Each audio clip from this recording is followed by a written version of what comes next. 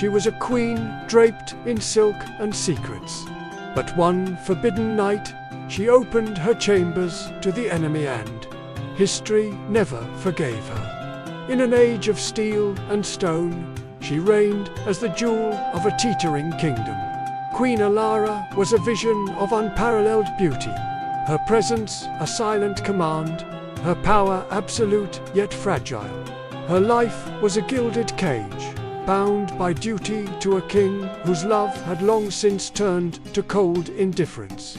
She was a ruler, a wife, a symbol, but within the opulent walls of the palace, she was profoundly, achingly alone. While the king indulged in courtly pleasures, Alara walked the lonely parapets, her heart a mirror to the kingdom she was sworn to protect, a kingdom now suffocating under the shadow of war. The drums of conflict beat a relentless rhythm against the city walls. Beyond the gates, the enemy amassed a tide of iron and fury, led by General Kalan, a man whose name was a curse on the lips of her people. He was the wolf at the door, his reputation for ruthless conquest preceding him. The kingdom was on its knees, its armies dwindling, its coffers empty. Despair was a plague, spreading faster than any sword, and the court buzzed with the terrified whispers of impending doom.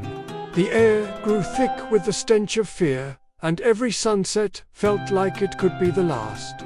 It was in this suffocating atmosphere of dread that the first secret was sown. A message, carried by a lone bird under the cloak of twilight, found its way from the Queen's hand to the enemy's camp.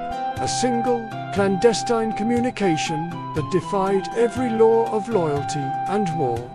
Soon, whispers slithered through the palace corridors like venomous snakes.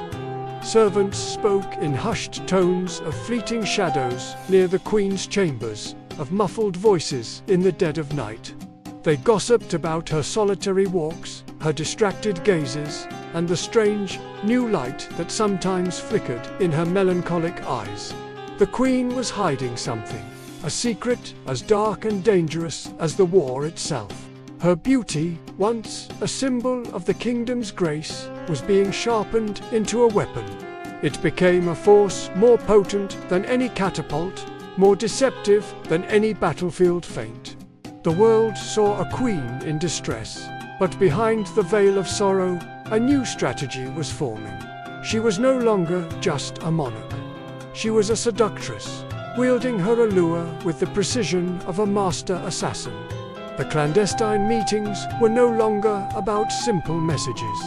They evolved, deepening into something far more intimate and perilous. Behind the heavy, embroidered curtains of her private balcony, seduction became the new language of negotiation.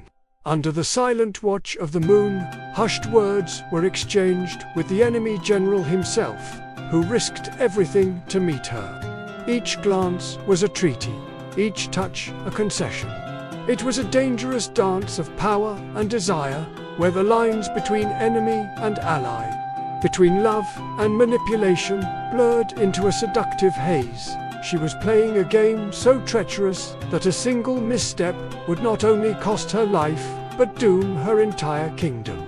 The king's ministers, men of cold logic and hardened loyalty, began to sense the shift in the air. They saw the Queen's newfound confidence, her secretive smiles, and the way she dismissed their counsel with an enigmatic wave of her hand. They smelled the scent of betrayal clinging to the royal tapestries, but their warnings fell on deaf ears. The king, blinded by the memory of the woman he once loved and lost in the labyrinth of their marriage, saw only his beautiful, grieving queen. He dismissed their suspicions as the paranoid ramblings of old men, unable to fathom that the real threat was not at the gates, but sleeping in the chamber next to his own. Then came the night that would forever stain the pages of history, the night the city held its breath, expecting an assault. Instead, a profound and eerie silence fell. It was on this night that Queen Alara, robed in nothing but shadow and nerve, unbolted the door to her royal chamber, and welcomed General Kalon into the heart of the palace. It was the ultimate act of treason, an invitation that crossed a line from which there was no return. The enemy wasn't just at the gates anymore. He was in the Queen's bed. The dawn that followed this fateful night brought with it a chilling discovery. A chambermaid, tidying the Queen's room, found a small, intricately carved wooden birder symbol known to belong to the enemy general's clan. In a hidden drawer, another servant uncovered a silken glove, embroidered with a golden lion, the sigil of the royal house, clearly intended as a gift for a man. The evidence was irrefutable. Secret gifts had been exchanged, tokens of a forbidden intimacy. The whispers in the palace erupted into a roar of accusation. A shocking, terrifying question hung over the entire court, poisoning the very air they breathed. Was this a sordid affair born of lust? A queen's desperate search for passion in the arms of her kingdom's destroyer? Or was it something else entirely? A political trap of unimaginable cunning, a gambit so audacious that no one could possibly have foreseen it. The Queen's motives were now the kingdom's most volatile mystery, a puzzle that could either be its salvation or its final, damning ruin. The king, his blissful ignorance shattered by the undeniable proof, finally confronted her. The confrontation was not a storm of royal fury, but a cold, tense silence that filled the grand hall, heavier and more suffocating than any shackle. His questions were quiet, laced with the agony of a man betrayed by both his wife and his own judgment.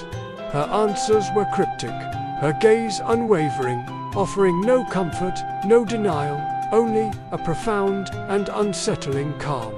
The tension was a living entity, a coiled serpent ready to strike, and the entire palace watched as their king and queen stood on the precipice of ruin.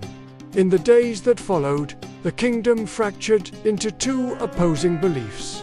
Some spat her name with contempt, painting her as a traitorous whore who betrayed her people for a moment of forbidden pleasure. They claimed she had sold them out for love, or something baser, and that her actions were the ultimate act of selfish desire. Her name became a curse, a synonym for dishonor. Yet, a small, quiet faction believed otherwise. They saw a different story in the Queen's haunted eyes.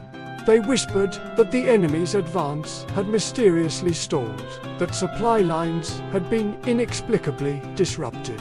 They argued that she hadn't betrayed her kingdom, but had offered the one thing of value she had left, herself. In their eyes, she was a martyr, a savior who walked into the arms of a monster to spare thousands from the sword. She had sacrificed her honor to preserve their lives. The truth, whatever it was, died with her. Her end came swiftly and silently, silencing the palace and plunging the mystery into eternal darkness. Some accounts say she was executed at dawn, a swift and clean end for a noble traitor. Others murmur that she was found in her bed, a vial of rare, untraceable poison on her nightstand, a final, ambiguous act in a life defined by secrets. Her death did not bring clarity. It only deepened the shadows surrounding her story. To this day, historians are locked in a fierce, unending debate. Was Queen Elara a sinner who succumbed to her passions, or a saint who sacrificed her reputation for the greater good? Was she a master strategist who outwitted a general, or a lovesick woman who lost control? Her legacy is a paradox, a tangled web of seduction and statecraft. She is a queen remembered not for the laws she passed or the wisdom she imparted, but for the enemy she brought to her bed. Deep within the royal archives, locked away from prying eyes, lies a collection of forbidden letters. Penned in elegant, hurried script, they are the only remaining fragments of her truth, a silent testament to her choices. They have never been read by the public, their secrets preserved under lock and key. a final, tantalizing piece of a puzzle that may never be solved. Her story serves as a stark and powerful reminder of a timeless truth. Desire, in all its forms, is not merely a private affair. It is a force of nature, powerful enough to shift the destinies of men and the fate of entire kingdoms.